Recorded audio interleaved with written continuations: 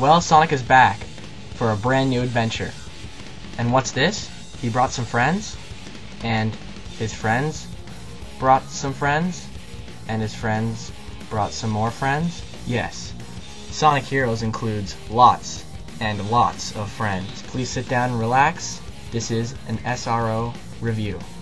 Story. The story of Sonic Heroes is split into 4 teams, and you can choose which team to play as. Team Sonic is Sonic, Tails, and Knuckles, who get a message from Eggman where he says that he is going to take over the world in 3 days and has developed the ultimate weapon. Does not think that they can stop him. So Sonic and his friends decide to go out and try and stop his plans. Team Dark is Shadow, Rouge, and Omega.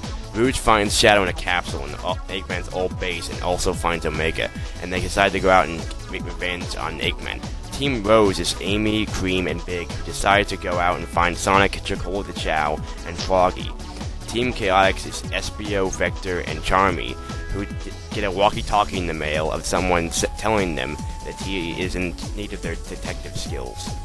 I don't understand why Knuckles is here, since he probably should be on Angel Island protecting the Master Emerald. I also don't understand why Shadow has come back to life all of a sudden. I think Sega couldn't think of anyone to pair up with Rouge and Omega, so they decided to bring Shadow back to life, even though he was supposed to have died in Sonic 2. What the heck? Gameplay. The gameplay of this game is playable, I can say. It's definitely fast, it lives up to the Sonic series, but sometimes the turning can be too sensitive and you might run right off the field. Like, there's some levels where there is no walls to keep you on a platform, so you'll just run right off it, or fly over it, or punch yourself to your death, or something like that. The only reason I have something against this game's gameplay is because it's not as good as Sonic Adventure 2 Battles was. It's not as good controlled. So, and this is a newer game than that game was, so it's kind of a disappointment how they would do worse, and they could have done better. Also, Sonic Heroes has a team feature, where Sonic is a speed type, so is Shadow, so is SBO, and so is Amy. The power types are Knuckles, Big, Omega, and Vector. And the fly types are Tails, Rouge, Charmy, and Cream. The speed types basically only make you go faster, and that's the person you're going to be wanting to play with most of the time, just because it's more fun. But for the speed characters, all they really need to be used for is Light Dash and for homing attack areas. The power people punch down boulders that are in your way and destroy enemies a little easier. The fly people have the ability to fly over things you can't really jump over with any other character. So sometimes you're going to have to use it to get through things. There's also speed rings for the fly type, and they'll boost you in midair and put you in the right direction so you know where you're going. Graphics. Alright, the graphics. The graphics are very bright, and they may hurt your eyes at times, but that's what Sonic's known for. So it lives up to the classic spirit. But one thing I do not like about this game's graphics. Why is everyone so shiny? It looks like they're sweating for some reason. It makes SBO look like he's pink. And he's actually purple. So weird how everyone's so shiny. But the graphics are very good and smooth.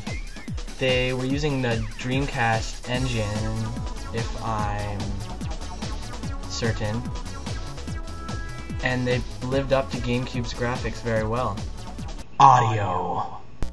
The music in Sonic Heroes is pretty good. You know, the stages fit well with the music fits well with the stages pretty well. You know, you got this cool techno music when you play in Casino Park, and then you got this machine type music when you're playing playing on Grand Metropolis, which is all these robots you gotta defeat and everything. It's like some kind of robot city or whatever. And like then, what's kind of weird is they actually made the theme songs be actually called Sonic Heroes.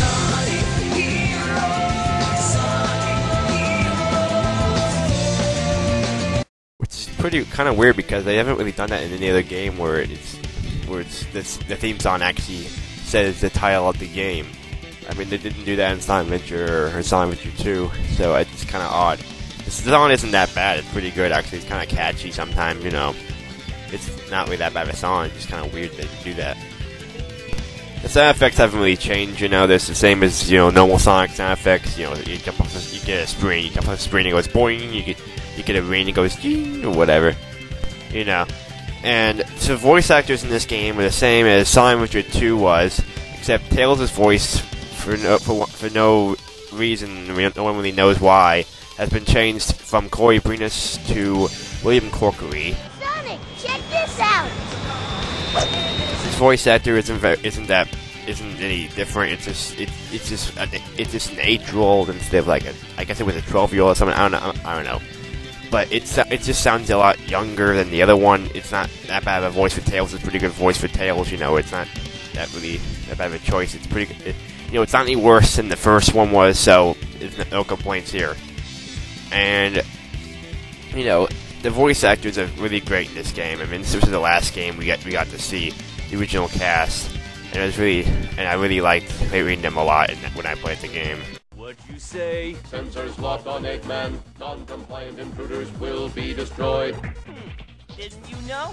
We have a date with Eggman, too. Is that so? Well then, it'll be a date to die for. Hey, that's my line.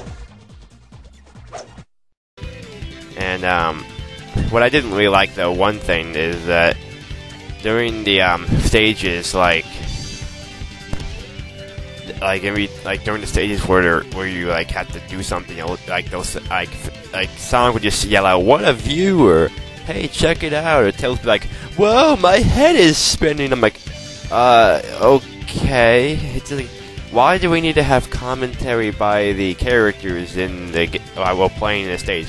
I mean, if makes the game more fun, I guess. If you think about it that way, you know, it makes the game more fun. Like, feel like you're actually hearing what the characters comments are on where they are and everything. But it just gets kind of annoying after a while of hearing them say the same stuff whenever you go really fast or things like that. Because like on Real Canyon and on Grand Metropolis, they both say like, "Whoa, what a wild ride," or whatever.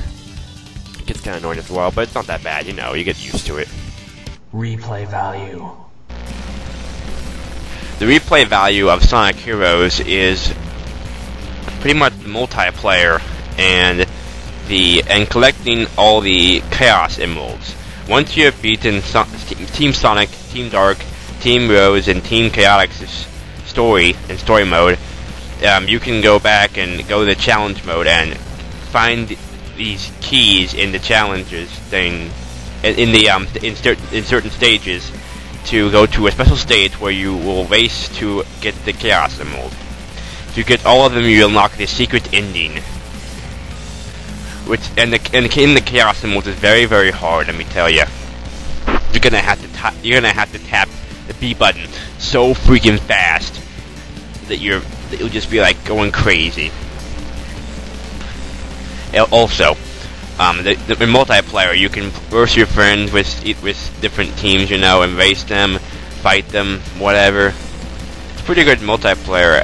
It's kind of fun for a while, you know, but it's kind of strange because you're playing the three characters at once, not just one-on-one.